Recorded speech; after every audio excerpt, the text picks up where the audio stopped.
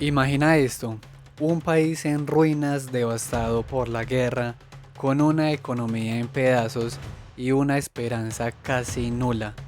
Ahora, transportemos esa imagen a la actualidad. Ese mismo país es una potencia global, líder en tecnología, cultura y economía. ¿Cómo es posible?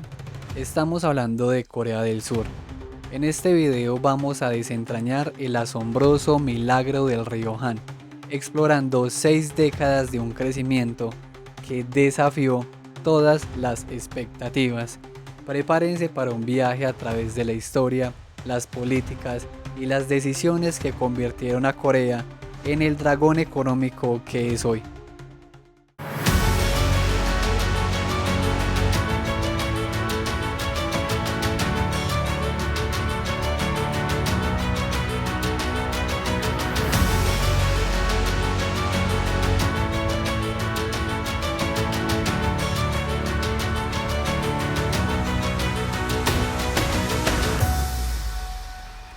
El punto de partida. Tras la liberación del dominio japonés en 1945, Corea se sumió en el caos. La economía, antes complementaria entre el norte y el sur, se fracturó. La salida de empresarios y técnicos japoneses dejó un vacío inmenso, y la hiperinflación, un aumento descontrolado y extremadamente rápido de los precios, se disparó. En este escenario desolador, en 1948, nace la República de Corea. Pero la guerra de Corea del 50 al 53 pospuso sus esfuerzos de reconstrucción. Finalizado el conflicto, el gobierno de Syngman Rhee sentó las bases de una economía de mercado basada en la propiedad privada, transfiriendo empresas y tierras confiscadas. Una crucial reforma agraria redistribuyó tierras, aunque la inflación rápidamente pulverizó el valor de las compensaciones. Para impulsar la economía, se lanzaron planes de reconstrucción enfocados en infraestructura e industrias clave, financiados principalmente con ayuda extranjera de Estados Unidos. Sin embargo, esto también creó numerosas empresas estatales que, aunque útiles al principio, se volvieron una carga por su gestión imprudente. La política comercial de los años 50 fue altamente proteccionista. Las exportaciones eran mínimas frente a las importaciones, financiadas por ayuda externa, generando una grave escasez de divisas. Para mitigar esto, se implementaron medidas como el sistema de crédito comercial y el de exportaciones preferenciales que priorizaban a los exportadores. Sakon Jong-sung Ko sugiere que las políticas gubernamentales de la época fomentaban el rent-seeking, es decir, la búsqueda de beneficios mediante manipulación del entorno legal, no la producción. Esto llevó a la emergencia de los grandes conglomerados empresariales y a lazos estrechos entre el poder económico y político. La década de los 60 marcó un antes y un después. Bajo Park Chung-hee, en 1961, Corea del Sur adoptó una estrategia de crecimiento agresiva impulsada por la promoción de las exportaciones y las industrias pesadas y químicas. La represión financiera, es decir, el control estricto del gobierno sobre las finanzas, y las restricciones a las importaciones persistieron. El desarrollo económico era el objetivo central de Park. La promoción de exportaciones fue clave. Tras un rápido agotamiento de reservas de divisas en 1962, el gobierno reaccionó con incentivos, créditos a la exportación automáticos, exenciones arancelarias para insumos y beneficios fiscales. Las devaluaciones del won entre 1960 y 61, aunque accidentales según algunos, liberaron un inmenso potencial exportador, haciendo las manufacturas coreanas más competitivas. Esto, claro, pues tiene que ver con que si tu moneda vale menos que otra, pues lo que tú vendes pues es más barato, y por eso es que la devaluación de las monedas hace que las exportaciones coreanas se vuelvan competitivas. El gobierno fijó metas anuales de exportación por empresa y el propio presidente Park presidía reuniones de monitoreo. Instituciones como KOTRA, que es la Asociación Coreana de Promoción del Comercio e Inversiones, apoyaron la expansión internacional. En los años 70, la ambición creció con una política industrial para impulsar las IPQ. El gobierno seleccionó, financió con préstamos a tasas preferenciales, eligió ubicaciones y dotó de infraestructura a estas industrias, buscando alcanzar 10.000 millones en exportaciones anuales. Sakon Jong-soo Ko sugiere que fue una estrategia de ventaja comparativa dinámica.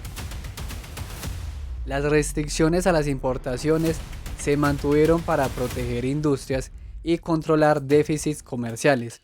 La búsqueda de capital extranjero llevó a una apertura selectiva de las cuentas de capital, es decir, el flujo de inversiones entre países.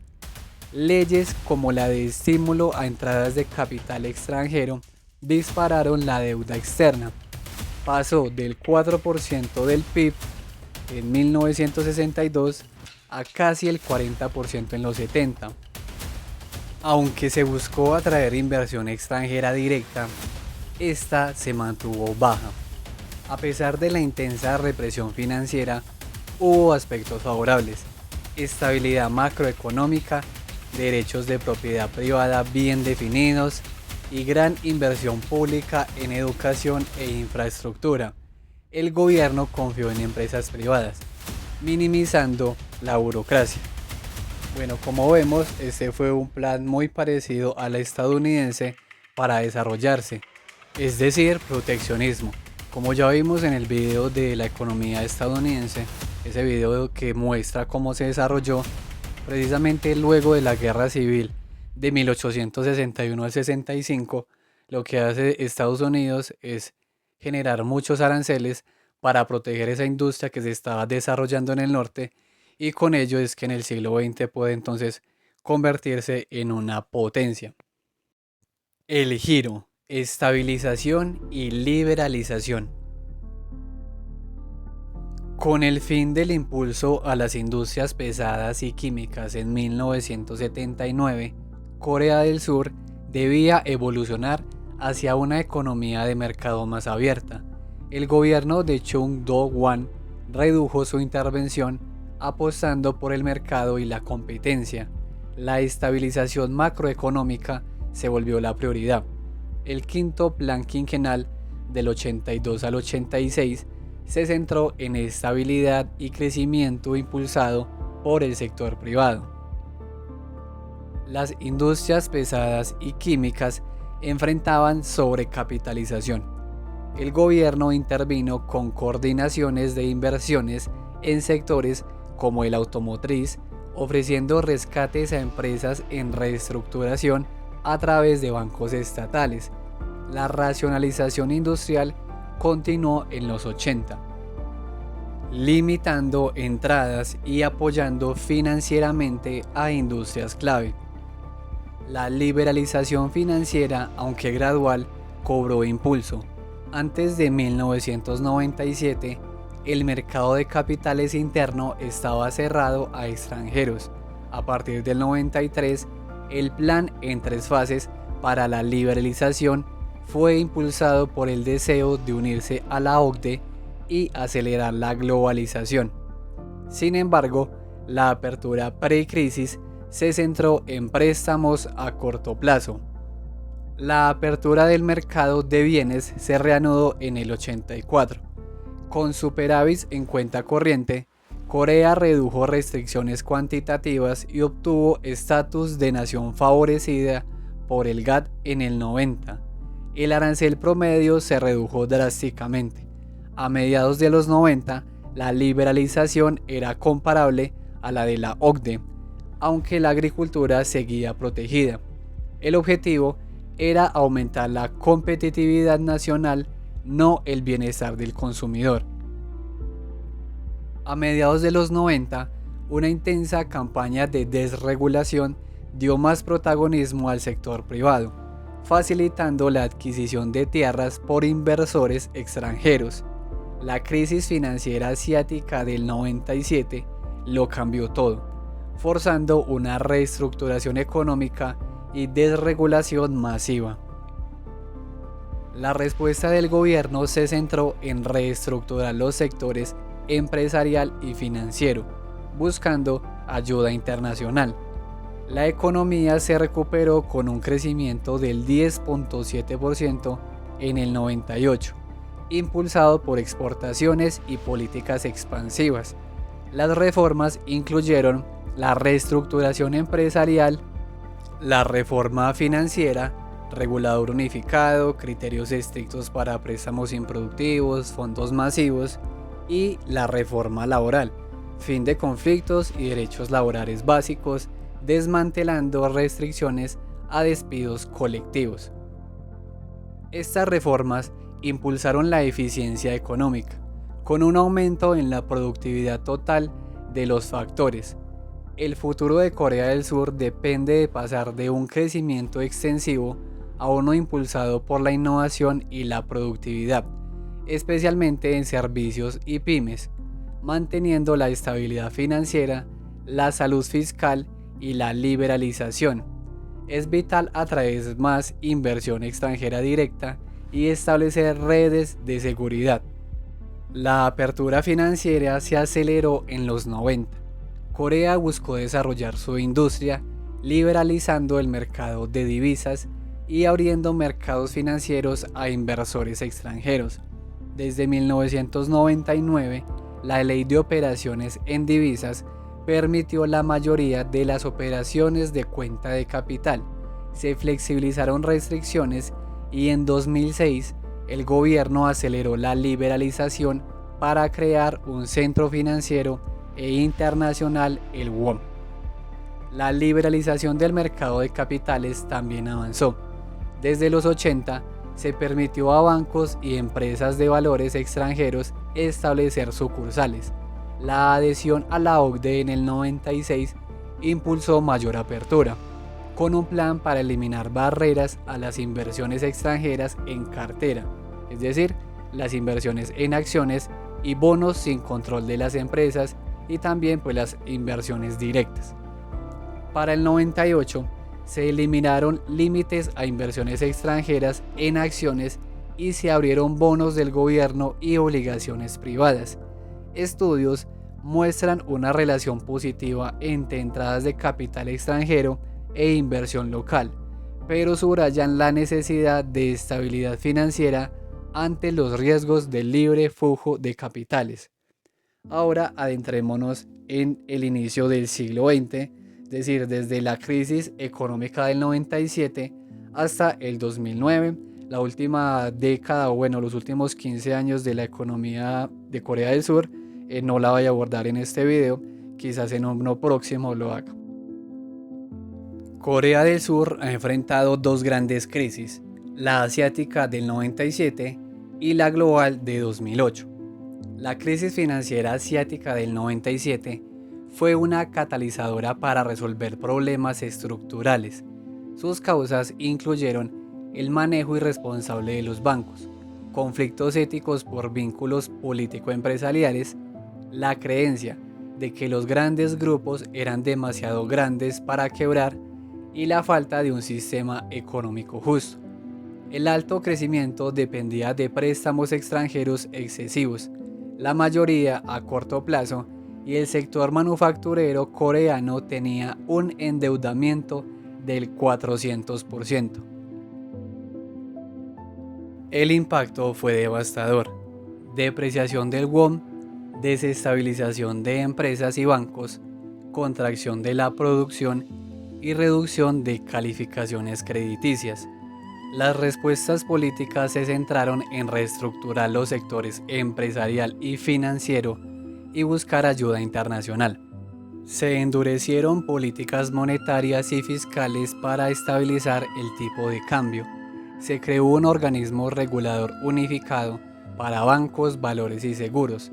La Corporación Coreana de Gestión de Activos se estableció en el 99 para comprar activos desvalorizados, movilizando 168.000 billones de wones, equivalentes al 35% del PIB del 98, para esa reestructuración. La liberalización externa, especialmente la apertura de mercados de capitales, se aceleró. Resultado, la reestructuración mejoró la salud bancaria y modernizó el sistema económico. Esto permitió a Corea superar la crisis de 2008 con menos dificultades. La crisis del 97 fue un punto de inflexión para amplios cambios y nuevas reformas económicas. La crisis financiera mundial de 2008, iniciada con la caída de precios de la vivienda en Estados Unidos y la bancarrota de Lehman Brothers, impactó a Corea con contracción de producción, desorden financiero, fuga de capitales, escasez de crédito y un won debilitado. La pronta recuperación se debió a la menor vulnerabilidad de los sectores tras la reestructuración del 97 y respuestas ágiles. El gobierno y el Banco de Corea proveyeron liquidez en divisas al sector bancario, anunciaron garantías estatales para préstamos externos y firmaron acuerdos de intercambio de divisas con Estados Unidos, Japón y China. Estas medidas, junto al superávit en cuenta corriente, aliviaron la escasez de liquidez y contribuyeron a la rápida recuperación. Con esa crisis, el crecimiento se desaceleró por la disminución del empleo y el ahorro. La exposición a conmociones externas aumentó. La salud fiscal del gobierno se deterioró y el envejecimiento demográfico y la posible reunificación son amenazas fiscales. Hay crecientes brechas de productividad entre industrias y la desigualdad de ingresos se profundiza por la globalización, brechas de productividad y envejecimiento.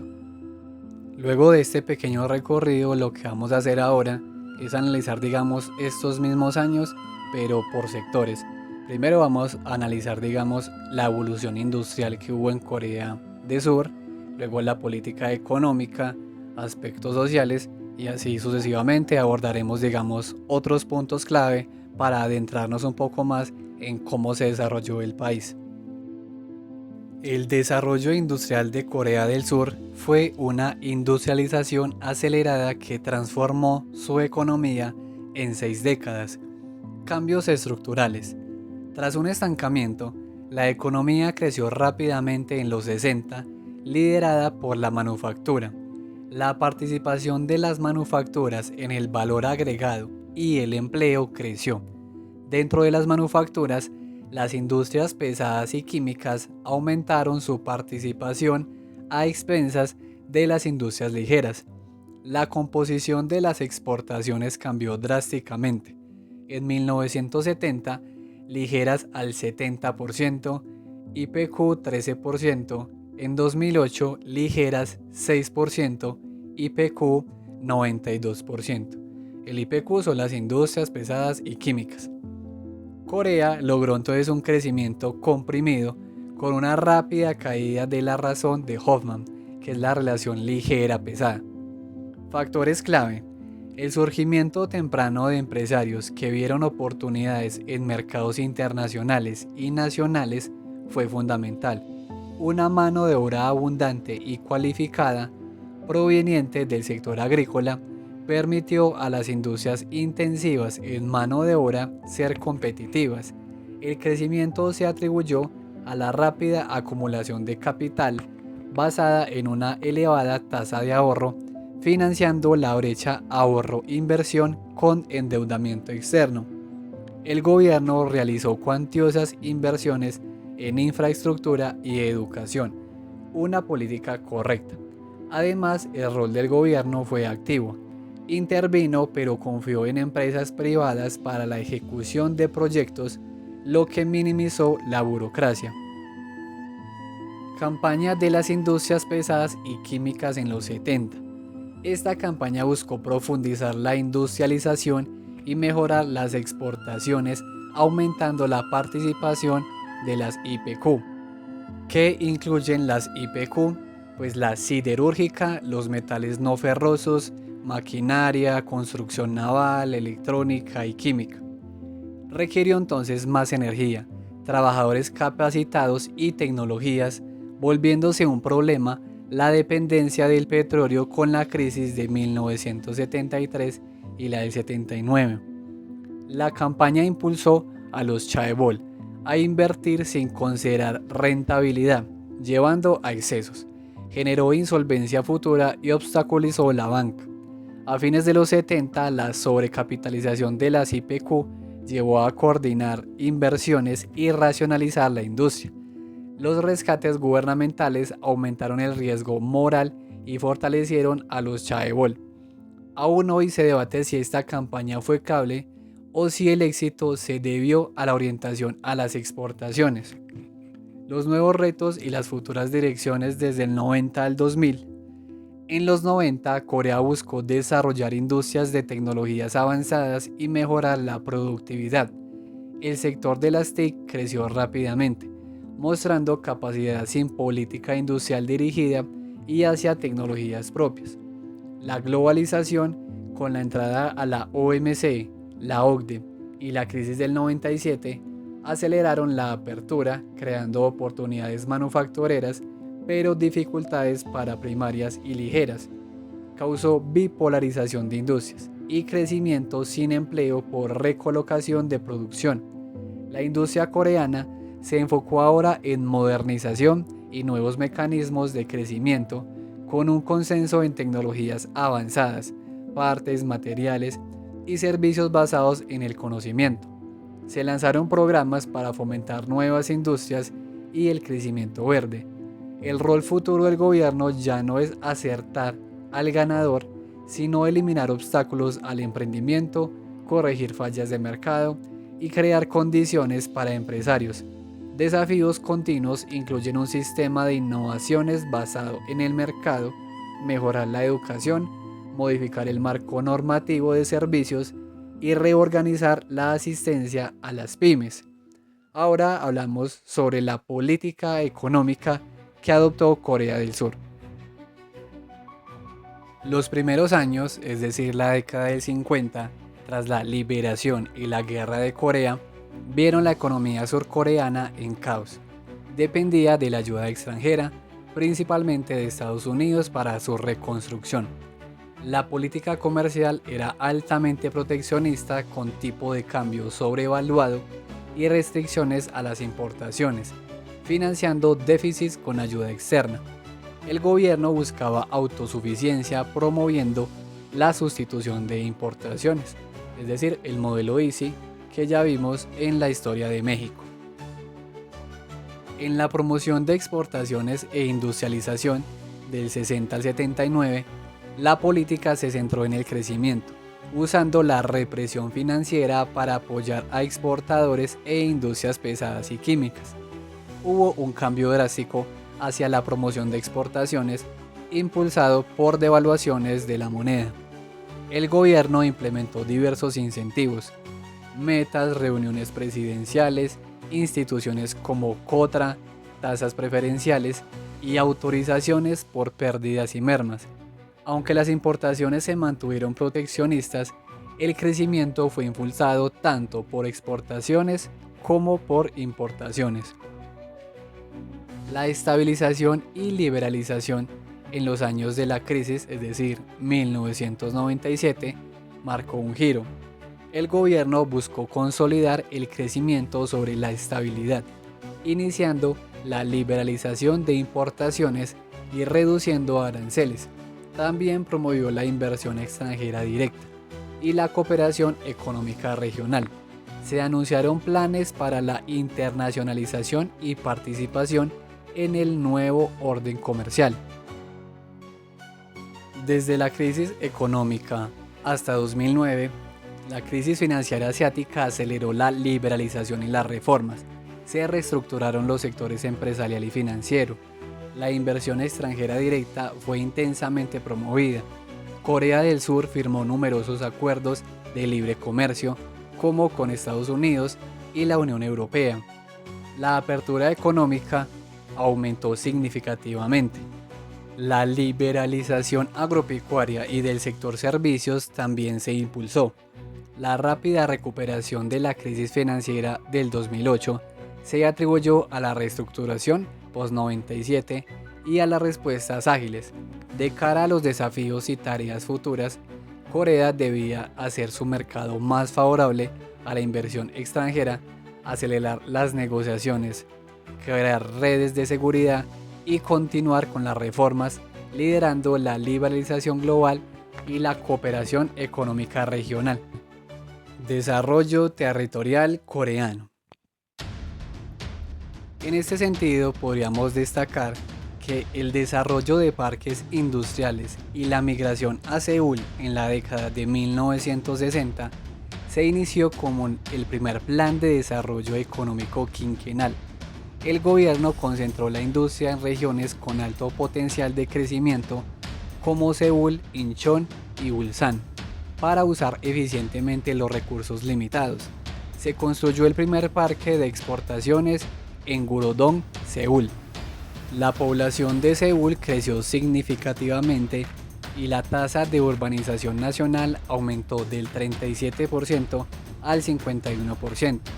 Se inició la construcción de autopistas clave como Seúl-Incheon y Seúl-Busan. Durante los corredores de desarrollo y el movimiento Saemaul del 70 al 87, la autopista Seúl-Busan se convirtió en la columna vertebral del corredor de desarrollo Seúl Sureste. Se impulsó una ambiciosa política para promover las industrias pesadas y químicas, concentrando los complejos industriales a lo largo de la costa sudoriental. El movimiento Saemaul, es decir, del Nuevo Pueblo, iniciado en el 71, buscó aumentar los ingresos rurales, revitalizar el país y fomentar la autoayuda, incluyendo electrificación y construcción de fábricas. Se implementaron medidas para frenar la concentración en Seúl, creando cinturones verdes o zonas de desarrollo restringido alrededor de la capital y otras ciudades. Los proyectos de rescate de tierra a gran escala se intensificaron para crear suelo urbano e industrial y suministro de agua. La búsqueda de una mejor calidad de vida y la globalización en los 88 y los 90 trajo una creciente conciencia medioambiental y medidas más rigurosas tras el accidentes de contaminación. Se adoptaron proyectos de vivienda y una política de administración pública de tierras para reducir la especulación y aumentar la oferta. A mediados de los 90 se intensificó la desregulación para que el sector privado tuviera más protagonismo en el desarrollo de la tierra. La liberalización del mercado agrícola tras la Ronda Uruguay llevó a la relajación de regulaciones sobre la propiedad de tierras de labranza. Las políticas para la región de la capital se reorientaron hacia la competitividad nacional, reduciendo zonas de uso y relajando normativas. Se fomentó la participación local en la planificación y se buscó una red de autopistas reticulada. Entre el 97 y el 2009 se introdujeron entonces la gestión integrada y ambientalmente respetuosa de la tierra. Se promovió el desarrollo urbano completo, integrando planificación urbana y proyectos de readaptación. Proyectos como la restauración del arroyo Cheonggyecheon en Seúl ejemplificaron un cambio hacia la creación de espacios públicos y la valoración del patrimonio. Se revisaron los cinturones verdes. La administración Roh Moo-hyun, que es del 2003 al 7, retomó el énfasis en el desarrollo regional equilibrado, proponiendo el traslado de funciones administrativas y la creación de ciudades innovadoras fuera de la capital, aunque su efectividad fue limitada. El gobierno de Lee Myung-bak se centró en un uso más eficaz de la tierra para mejorar la competitividad nacional y la gestión del crecimiento verde. Los logros incluyen un cambio radical en el paisaje físico, con la construcción de muchas nuevas ciudades e inversión continua en infraestructura. La reforestación de las montañas fue un éxito notable y el PIB per cápita de algunas regiones fuera de la capital mejoró.